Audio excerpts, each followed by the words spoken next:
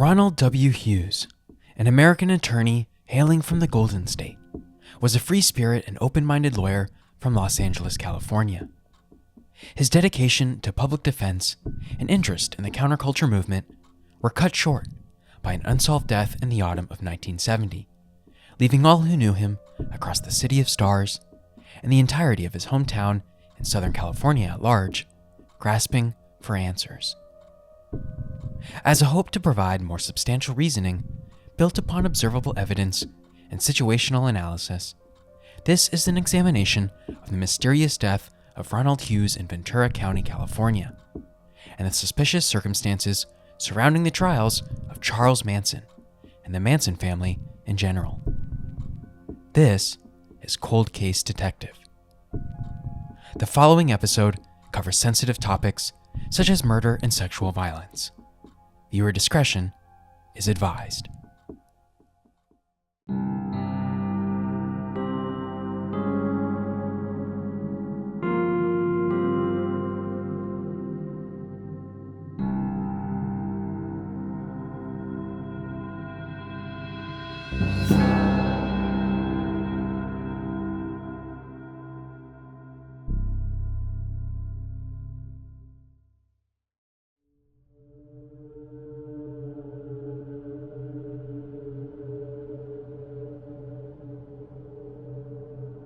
Ronald William Hughes, who went by Ron for short, was born to parents John Granville Hughes and Anita Olga Davis in Los Angeles, California on March 16, 1935. Ronald was the second boy born to John and Anita, who had given birth to Ron's brother, John Wesley, 6 years prior in 1929. When Ron was a young child, John and Anita moved their small family to New York City. They added to the family as well when their third child and first daughter, named Stephanie, was born in 1940. By the time Ron was a teenager, he had sculpted out a more involved social life, despite growing up under a strict and conservative household with the rest of the Hughes clan. However, despite his conservatism, he was vastly interested in both the human condition and the law. While he never aspired to be the next Clarence Darrow or Abraham Lincoln, the nature of the lifestyle always intrigued him, and his high marks in school allowed him to pursue a possible career studying law. Unfortunately for Ron, however, any dreams of pursuing higher education were extinguished when he was sent overseas to fight in the Korean War. It's unknown whether or not Ron's commitment to the U.S. Army was voluntary or if he was drafted after his 18th birthday. The latter scenario would have resulted in a short 4-month stint before an armistice was signed, ending the war in 1953. Regardless of the exact details surrounding his military service, Ron returned to the Big Apple in the early 1950s to study at Queens College. He left after completing his undergraduate degree and set his sights on a potential return home to Los Angeles. After giving a proper goodbye to New York, Ron fulfilled his promise to flip from the Atlantic to the Pacific. He applied to various law schools and eventually was accepted into the prestigious UCLA School of Law. It wasn't long before Ron arrived in Southern California and started attending courses at UCLA. After a rigorous 3-year program, the future attorney tried and failed to pass the California bar exam on 3 separate attempts. On the 4th try, Ron was finally successful, and upon passing, entered his application to the Los Angeles County's Public Defender's Office. After an elongated interview and appointment process, Ronald Hughes was eventually made an employee of LA County, despite not practicing as a lawyer himself. Ron was quick to make friends, both at work and out and about the City of Stars. His closest confidants would call him quirky, and his presentation was about the same caliber. He was short, portly, and sported a large red beard. He rarely wore matching unstained clothes, even when appearing at court for work. There was also word that Ron didn't live at home either, and spent most of his nights at his friend's house, which is often where he said he lived. All he had to claim was a mattress on the floor in a garage and his California bar certificate. threw on a few mustard-stained shirts, and that was about it. The most fascinating part about Ron's life, however, was how quickly he transformed from a quiet, odd, conservative boy from New York City to a free-spirited hippie in the hills of Southern California. Ron was obsessed with the counterculture movement taking hold of the United States, especially at the end of the 1960s. He wasn't shy about his own personal drug use, experimenting with substances as tame as cannabis and as transcendent as LSD. Drugs were what helped Ron form a side of his social life. While they weren't the only thing he talked about or was interested in, they did lead him into the seedier sectors of Los Angeles. According to a Long Beach publication in 1971, one such place was none other than Spahn Ranch, the infamous stomping ground of Charles Manson and the greater Manson family. The article stated Ron would sometimes stay at the ranch for days, doing drugs with Manson himself on one occasion. It should be noted, these allegations are unsubstantiated. In November of 1970, Ronald Hughes was selected by the courts of Los Angeles County to act as the public defender for Charles Manson in the upcoming Manson family murder trial, despite never having heard a case on trial beforehand. While the court stated Ron was chosen due to his in-depth knowledge of hippie subculture, there's other evidence that suggests Ronald Hughes was one of the names included on the Manson's personal list of desired public attorneys to represent him in court. Nevertheless, Ron accepted the assignment with much pride and met with Manson on multiple occasions while he was held in jail before the trial. There are disputed reports that this is actually the first time he met with Manson and was never actually at Spahn Ranch to do drugs. However, these reports also state Ron was meeting with Manson before he was appointed Manson's lawyer. Either way, he had a prior relationship with a criminal cult leader. After both the prosecution and the defense rested, Ron was under fire by his clients, all members of the Manson family outside of Charles Manson. There had been a change in representation, and Ron took it upon himself to defend the family while simultaneously trying not to let Charles Manson off the hook for murder too. Of course, Ron's work infuriated both Charles Manson and a few of the girls, who were hell-bent on testifying so they could claim full responsibility of the murders and absolve Manson himself.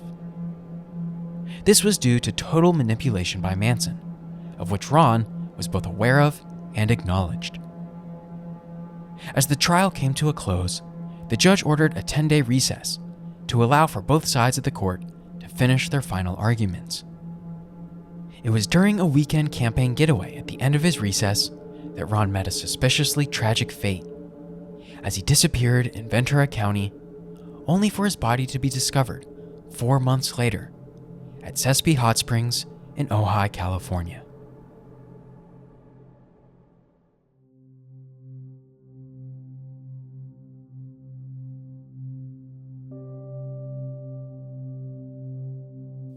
The story of Ronald Hughes' unsolved death takes us back to the summer of 1969, when the dog days of August quickly gave host to the crimes perpetrated by Charles Manson and his band of dedicated followers.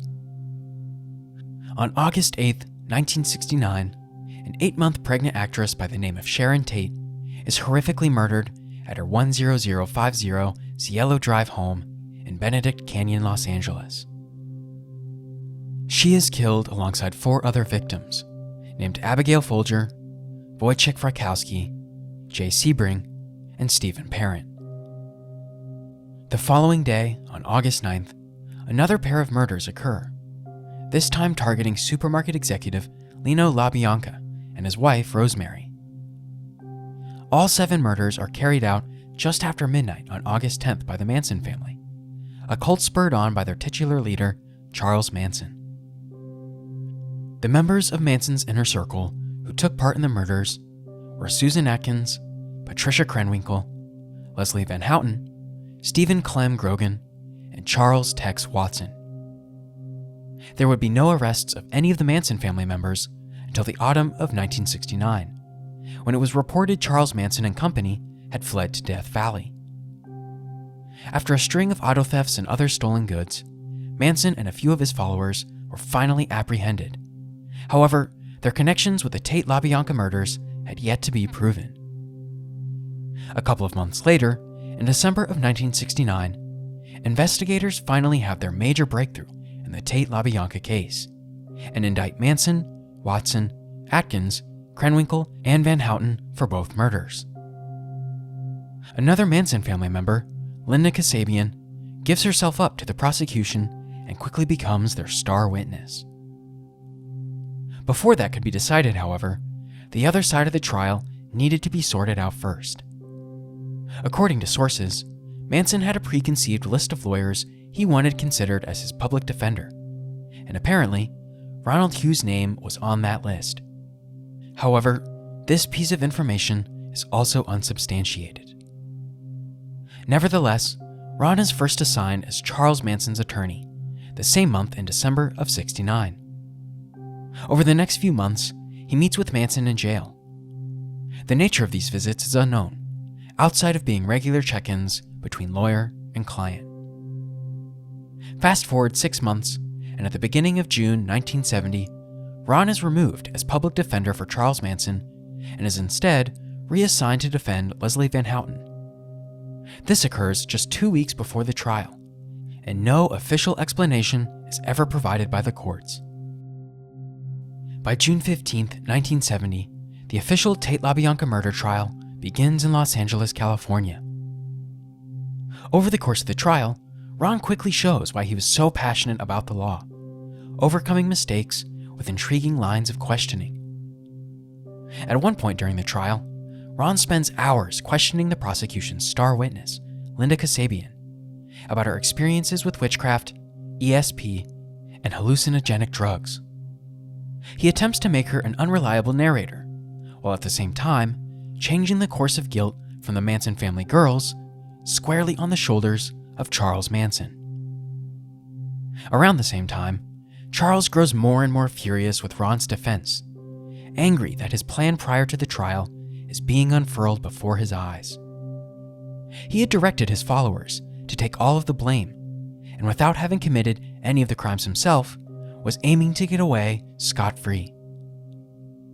Despite Manson's growing rage, Ron is adamant to protect his client with whatever means necessary. He doesn't care what obscenities are screamed out in the courtroom or the evil glares he receives from Manson. He is dead set on making sure everyone knows Manson is in complete control of Van Houten and the other girls. 22 weeks into the trial, and in mid-November, the prosecution finally rests. On the same day, Ron and his fellow public defenders also rest their case, giving a bit of shock to the rest of the courtroom. Before everyone departs, however, 3 of the Manson family girls, Van Houten, Atkins, and Krenwinkel, all stand up and shout in protest, demanding that they testify. Knowing this was the final act of Manson's ploy for the girls to implicate themselves, Ron is one of the first to stand and object, telling the judge, "I refuse to take part in any proceeding where I am forced to push a client out the window." Later that session, Manson makes his final statement to the court, and the girls are informed that testimony is not necessary. The presiding judge then orders a 10-day recess, both for the Thanksgiving holiday and to give each side ample time to revise their final arguments. At some point during the recess, around mid to late November of 1970, Ron decides to go camping in Ventura County, California. He asks his 2 friends, James Forsher and Lauren Elder, to accompany him on the trip. On November 27th, the 3 friends head into a rural and remote section of Ventura County called the Sespe Hot Springs. At the same time, one of the worst storms in Southern California history hits the region, bringing with it flash floods, mudslides, and obstacles for travelers like Ron and company. Ron says he wants to stay until the 29th and remains at the campsite. The decision strikes James and Lauren as odd, seeing as though their Volkswagen had been stuck in the mud and the rest of the park was in the process of being evacuated due to the weather. That evening, the pair of friends both decide it's too dangerous to continue on with the trip and head back to Los Angeles by way of hitchhiking, after their initial bus ride gets caught in the mud. On the morning of November 28th, Ron is still at the campsite. At one point, he takes a walk through the area and encounters 3 unknown hikers. The 4 of them stop to chat for a bit before Ron continues on his way. Those same 3 hikers later told investigators that the area they found Ron in was safe from any flash floods, and he didn't appear to be either agitated or physically injured at the time. This would be the last confirmed sighting of Ronald Hughes. 2 days later, on the morning of November 30th, 1970, the Tate LaBianca trial resumes, and yet Ron fails to arrive with the rest of the court. It's at this point everyone a part of the trial is made aware of his camping trip. Later that afternoon, at precisely 1:33 p.m., a call is made to the office of Paul Fitzgerald, who is the lead attorney assigned to the Tate LaBianca case. The caller claims to be Ronald Hughes and tells the telephone operator that he was trapped at the Sespe Hot Springs due to inclement weather. The operator relays the message to Fitzgerald and the rest of the defense team, but later tells investigators she can't be sure if the voice actually belonged to Ron, as the caller sounded much younger than Hughes at the time. Back in Ventura County, search and rescue efforts are halted by the sheriff's office due to the ongoing downpours. It isn't until 2 days later, on December 2nd, more evacuations take place at the hot springs, with 14 people rescued by air and 10 people on foot. 6 or so campers refuse to leave, but out of the 30 people contacted, none of them are Ron, nor do any of them remember seeing him. On the same day, the Tate LaBianca trial is ordered to proceed by Judge Older. He appoints Maxwell Keith as Ron's replacement in defending Van Houten.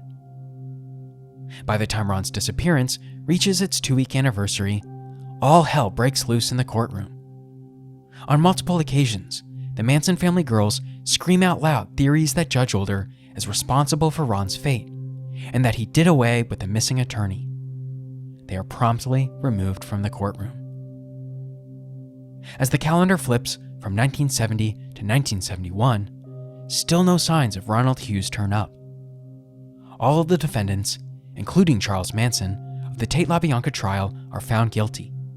However, their death sentences would later be commuted to life in prison due to California law changes in 1972. The investigation into Ronald Hughes also hits a brick wall. Despite more and more searches underway in and around the Sespe Hot Springs, no signs of the public defender are found.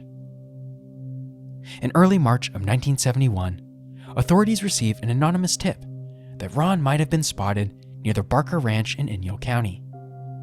The area was once known for being the headquarters of none other than the Manson family. However, police are unable to recover anything useful. Just after all hope feels lost, the case twists in the most tragic way, when on March 29th, 2 fishermen boating through Ventura County discover the badly decomposed body of Ronald Hughes. The body is stuck in a gorge between 2 large boulders near Ojai, California. A few days later, law enforcement confirms the identity of Ronald Hughes after a dental x-ray comes back positive for the corpse. Unfortunately, due to the condition of the body, a cause of death cannot be discerned, and the official ruling comes in as undetermined.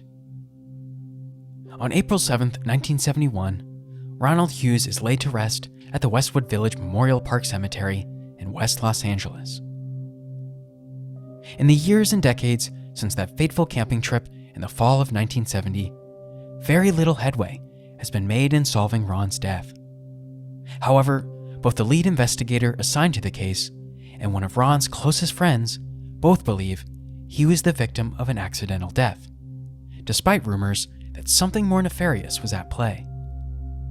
A criminal investigation has never been launched.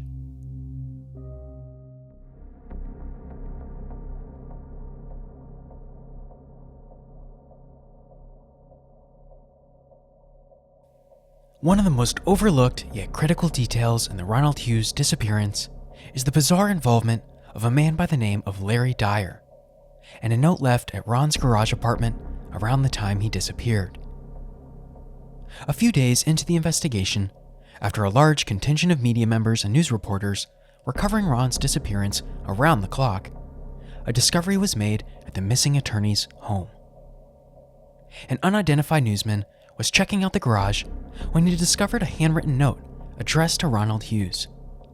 The note reads as follows: "I told the court you were stuck at Sespe, and according to the CHP, California Highway Patrol, you're to be there 2 or 3 days at least. I also called Fitzgerald and let them know." At the end of the note was a signature of a man by the name of Larry Dyer. Dyer wasn't a known entity, a part of Ronald Hughes' case, up until that point, nor was he directly involved with the Tate LaBianca murder trial either. Investigators quickly pursued the lead and tracked down Larry Dyer himself. Dyer explained to detectives that he was a good friend of Ron's and was asked to accompany him and his other friends on their camping trip to the hot springs in November. When questioned why he denied Ron's invitation, Dyer stated he wanted to remain home with his wife, who was pregnant at the time of the disappearance. Dyer's alibi was quickly corroborated, and he was crossed off the list of potential persons of interest. The real mystery with Larry Dyer's note, however, was the mention of the phone call he made to the office of Paul Fitzgerald at 1:30 p.m. on November 30th. In the note, Dyer explained he was the one that made the phone call. However, according to the office of Paul Fitzgerald, the person who called claimed to be Ron himself. The exact wording the caller made was not clarified, but Fitzgerald's office was adamant they said they were indeed Ronald Hughes. Dyer was then asked about this detail, and he denied ever pretending to be his friend in the phone call. When questioned about what he thought happened, Dyer assumed Ron probably found a cave or dwelling to hide out in and wait for the storms to pass, but ended up on the wrong side of an accident. Unfortunately, Larry Dyer passed away in 1995, and his insight into what happened during those days of the investigation is all that we have. The Dyer note and Fitzgerald phone call are contradicting enough to raise eyebrows, as someone is either not telling the truth, or whoever took that November 30th phone call really misheard the person on the other line.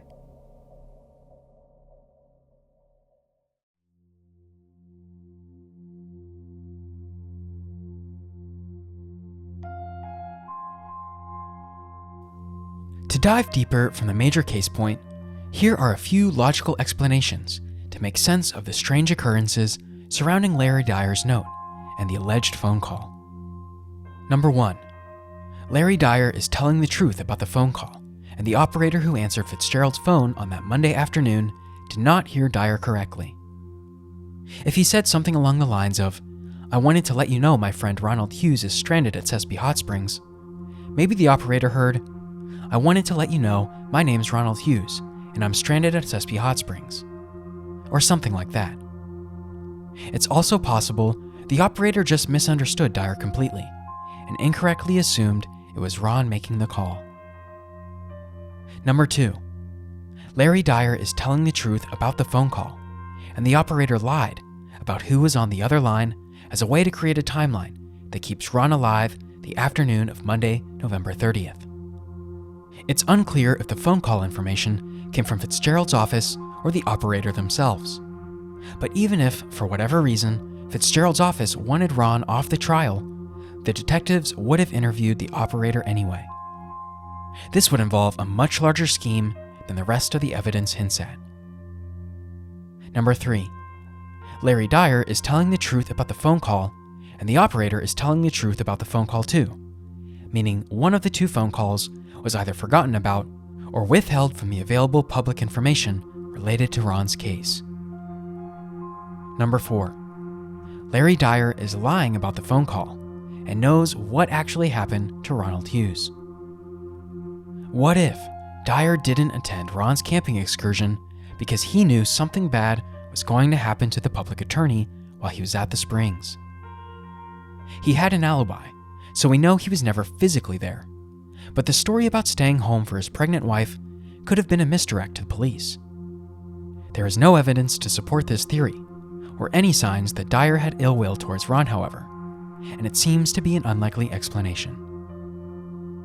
While it appears neither Larry Dyer or the aforementioned telephone operator had anything to do with Ronald Hughes' disappearance, there are plenty of people who believe someone or someones are responsible. The first and most likely suspects considered by investigators were the two folks who went camping alongside Ron during the final weekend of his recess, James Forsher and Lauren Elder. At first glance, the theory seems sound.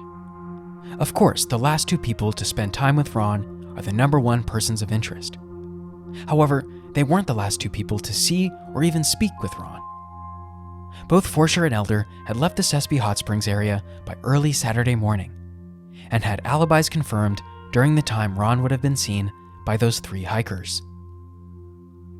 Another important yet strange detail with Forsher and Elder were their ages. Both of them were only 17 years old, still under the legal age. It's unclear why Ron was camping with teenagers, but many assume it was related to his history with the counterculture. Forsher and Elder would later claim there was nothing malevolent about their relationship with Ronald Hughes. Yet, it's still possible, if the attorney made unwanted advances at either teenager, they theoretically could have returned to the campsite and retaliated. Is this likely? Not really, when you consider how much older and bigger Ron was than his underage counterparts. In addition to the fact, neither Forsher or Elder would have been able to go back to the campsite after it was evacuated and closed off, let alone locate Ron in the mess anyway. Police were careful to interrogate the teenagers after their return, and saw no sign of a struggle or signs of a motive against Ronald Hughes. So what about those three hikers that Ron spoke to before disappearing? Very little is known about these three subjects, as they have remained unidentified and are considered to have no serious consideration in the Ronald Hughes case, after they were cleared by investigators. If the theories about Ronald Hughes running into trouble are true, the next viable option would be that the perpetrators were somehow connected to Charles Manson and the Manson family. Outside of the obvious fact that Ron had defied Manson's plan for the Tate LaBianca trial, there was also one other piece of alleged information that raised the eyebrows of detectives: the supposed last words of Charles Manson spoken to Ronald Hughes. They are as follows: "I don't want to see you in the courtroom again." Now, Manson uttering one of his many deranged desires doesn't mean someone else in the family then followed Ron a couple of weeks later to kill him, but it does paint a better picture of the overall attitudes they shared for the public attorney. Could one of the uncaptured Manson family members have followed Ron into the Sespe Hot Springs and killed him, using the rainstorms and evacuation orders as a cover? Remember, in March of 1971, an anonymous caller alerted police to the Barker Canyon region of Southern California, where the Manson family was once headquartered. The caller had stated that Ronald Hughes was buried there, but investigators found nothing, believing the call to be nothing more than a prank. And yet, that didn't shake everyone's hunch that Charles Manson ordered Ronald Hughes' death. In fact, lead prosecutor of the trial, Vincent Bugliosi, published his 1974 book about the murders called Helter Skelter, with a strong statement from the Manson family member, Sandra Good. Good told Bugliosi that Ronald Hughes was murdered in retaliation for his actions against Charles Manson and the defendants. She is the only family member to go on record with such claims, and many have waved these claims off as nothing more than an attempt at notoriety after the impact of Bugliosi's Helter Skelter. While they weren't ignored, detectives questioned both Sandra and other members without finding enough to warrant a criminal investigation. The final remaining suspects, who theoretically could have had something to do with Ronald Hughes' death, was the pair of fishermen who discovered the attorney's body in the hot springs on March 28, 1971. These fishermen, named Don Chessman and John Well, both in their older 40s, didn't actually report their findings to police until the following day on Sunday the 29th. When asked by authorities, they simply stated they didn't want to spoil their fishing trip. While law enforcement was both baffled and frustrated, after further interrogation, it was determined the fishermen had zero relation to Ronald Hughes and were crossed off as persons of interest almost immediately. However, it did lead to a few folks growing suspicious of the men, who they believed could have dumped Ronald Hughes' body in its final location before returning the following day and acting like it was all a surprise.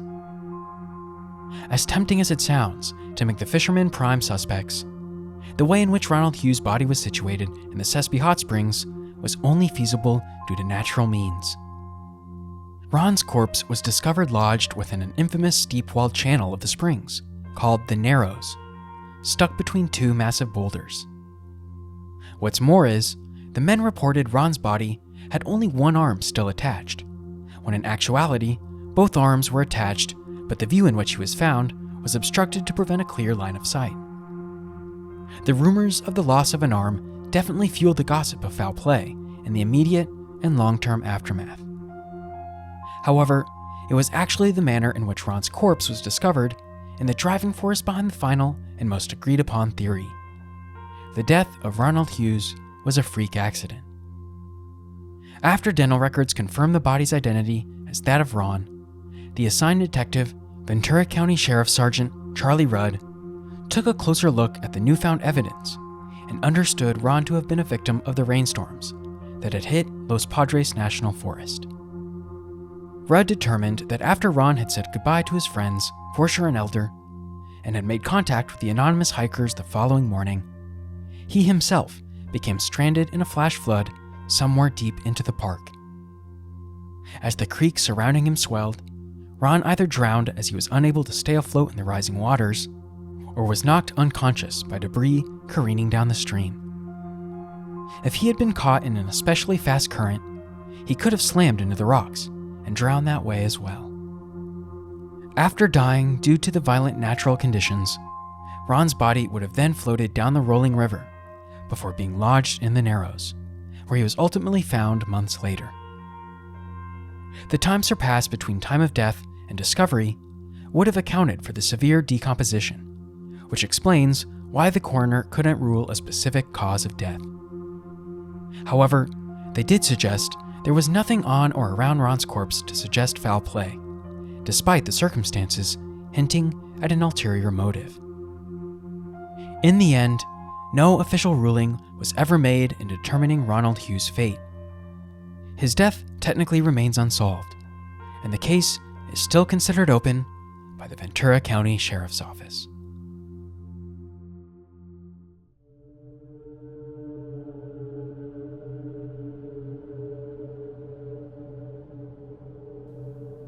As a quick aside, we want to remind our viewers and listeners alike that our conclusion may not be the same conclusion you or others share.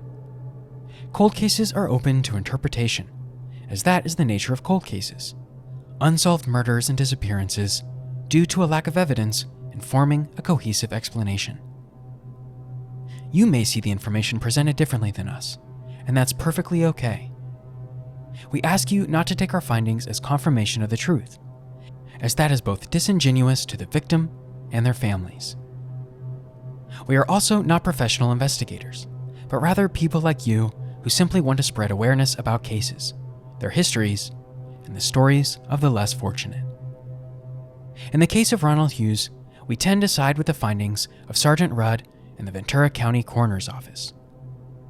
The fact that Ronald stayed behind during a hellacious rainstorm in Southern California, which does not receive much rain year-round and is susceptible to incredibly dangerous flash floods and mudslides, leads us to believe he fell victim to Mother Nature. However, we also want to recognize that Ron's death is not without suspicion, and there are enough coincidental aspects to the case that make us carry a bit of curiosity. Why Ronald wanted to go camping in Ojai, California, the weekend before delivering his final arguments in the biggest case of his life, and one of the biggest cases in United States history, is beyond us. Sure, a bit of rest and relaxation, combined with solitude to form these final arguments, sounds like a great idea. But when you consider the magnitude of the inclement weather and Ron's workload at hand, it defies most logic. Maybe Ronald wanted to escape into nature and unwind with drugs. It would explain why he went along with a couple of teenagers who may have been involved with the counterculture movement themselves. Of course, all of that is pure speculation. The only people who knew why Forsher and Elder were there were Forsher, Elder, and Hughes themselves. Then there's the Manson family connection and weird circumstances surrounding the trial. Between Charles Manson's alleged final words to Ronald Hughes in the courtroom and Sandra Good's claim that Hughes was killed in retaliation, the seeds of doubt were firmly planted. Is it likely a member of the Manson family followed Ron to the Sespe Hot Springs, waited till he was alone, murdered him, waited out the storm, and then dumped his body 3 months later after everything was cleared, all to make it look like it was an accident? No. But it's not impossible either. Until stronger evidence comes forth to incriminate anyone in Ronald Hughes' death, the foul play theory won't be considered by police or other law enforcement. They may investigate leads, but those leads have been few and far between, especially over the last 50 years. While Ronald Hughes' unsolved demise was tragic to say the least, his life should be remembered for the good things he did right before he passed. Many will judge him for his reported experimentation with drugs or involvement with the counterculture movement at large. Others will blame him for his haphazard decision to camp in a monsoon, or believe the gossip that he had done drugs with Manson prior to ever joining his defense team. The fact of the matter is, though, Ronald Hughes made sure Charles Manson's master plan to avoid any murder charges and place all of the blame on his followers wasn't a success. He made sure to pinpoint the control and violent influence he held over the rest of the Manson family girls, even when they argued against it. Without Hughes standing up to the intimidation of Manson and company, who knows how the Tate LaBianca trial would have ended up. It might have met the same conclusion regardless, but Ronald Hughes' influence cannot be ignored. He may have slept in a friend's garage and wore mismatching clothing to the courtroom. He might not have been the picture-perfect definition of a lawyer, but he was a student of the law and passionate about upholding what he felt was right and what was just. If you or anyone you know has any information regarding the strange yet unsolved death of Ronald W. Hughes, please call the Ventura County Crime Stoppers hotline at 1-800-222-TIPS, or call the Ventura County Sheriff's Office at 805-654-2380. This is Cold Case Detective.